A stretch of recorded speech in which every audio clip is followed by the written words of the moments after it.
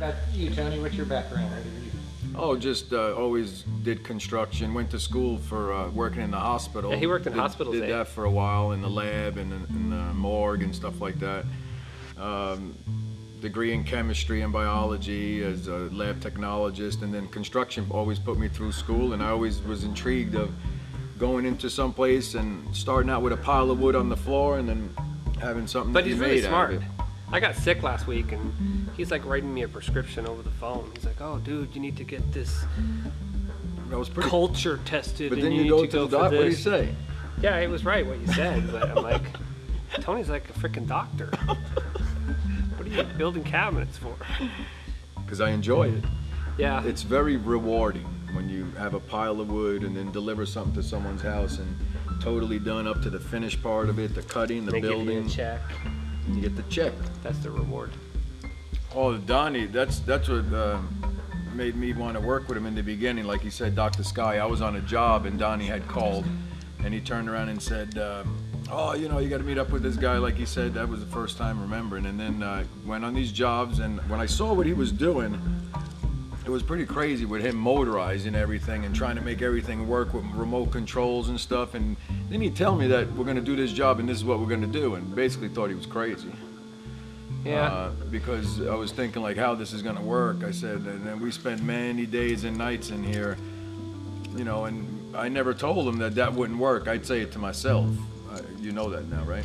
Yeah, but you know, just make us try harder.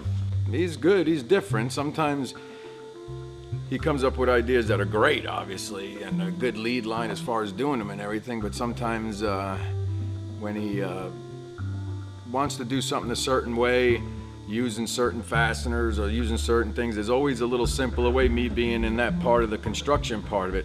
But he wants to do it in the mad scientist way, which makes it a little difficult for me sometimes. But he usually gives me the leeway of once I explain it to him and show him that we could do it a different way, or you know, a little bit more construction friendly, I should say. It's 2010. Where's my flying car? I mean, George Jetson, I mean, we were promised this briefcase thing that would open up and, you know, at least a rocket pack or something on my back. Well, people always say, when I had someone working for me, they always say, I can't. Yeah. I can't, there's no good. We're going to the moon twice a week. You can forget about I can't. Yeah. So, you know, yeah, there's challenges to do things that are maybe silly and unpractical, but there's a lot of reasons to have your garbage cans go to the curb by themselves at 6 o'clock in the morning, because I always forget the night before to take the garbage cans out. Not only that, if it's raining. Yeah, you wouldn't want to get wet. No. Yeah. Be nice if the mail could get from the mailbox to the front of the house. They have dogs that do that. Yeah, but you gotta feed them.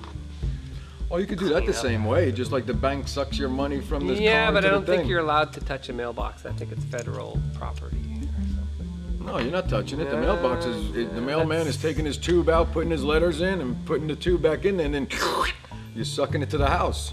I thought that'd be cool. Yeah. Mail that comes to the house. Almost like email. I think we should get right on it. Sounds like a plan.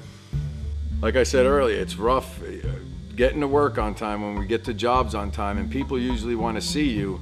Builders be there first thing in the morning, leaving at 3 when their supers and stuff leave. And sometimes that makes it hard for us on a working day when he wants to get there at 10 or 11, you know. Start the day late already when half the day is gone. That makes it a little harder for me because I'm used to getting there early, working, and getting out as soon as we can, you know. That's really about the only thing that would really drive me crazy about him as far as work ethic. He's unbelievable about his design and stuff like that, but getting to work on time, rough. Every day. Oh, traffic. Well, you don't get traffic if you leave at 5 o'clock in the morning. That was 6 o'clock in the morning. I gotta check my emails. I gotta get the kids to school, you know. No, I guess that's it. Always late or start late, huh? Remember? Always. I'm not late because nothing can really start until I get there, so I'm never late. Tony's just very organized and likes to check and make sure the toilet's not running and unplugs everything when he leaves at the end Well, we of the pay day. for water. He pays for water, but you know he's It runs all night long.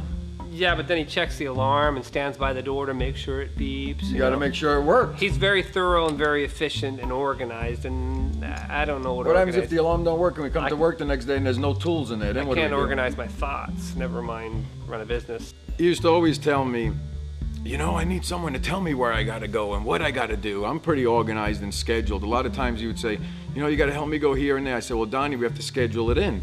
There's other stuff that I do that I need to schedule and keep full days going. And the worst thing about him is, oh, I forgot that meeting, or, all right, Donnie, we'll do it Thursday. Okay, Tony, we'll do it Thursday. So I tell him, we're gonna need this, this, this, and this, and make sure we got this, and if we have to wait, we'll go another day. Sure enough, we're all set to go there, and if we needed if the circular saw was the most important tool that we needed, when we got to the job that morning, no circular saw. I got a lot of motors and gears and pulleys and belts and sprockets. Yeah, whenever I drive with him, we stop at every flea market, every stand, Thrift every Goodwill. Good Willie. Massage back motors. Can't have enough of them now, Good can we? Willie and Sally Ann. Yeah, my two best friends. Well, you know, one man's junk is another man's motorized this project.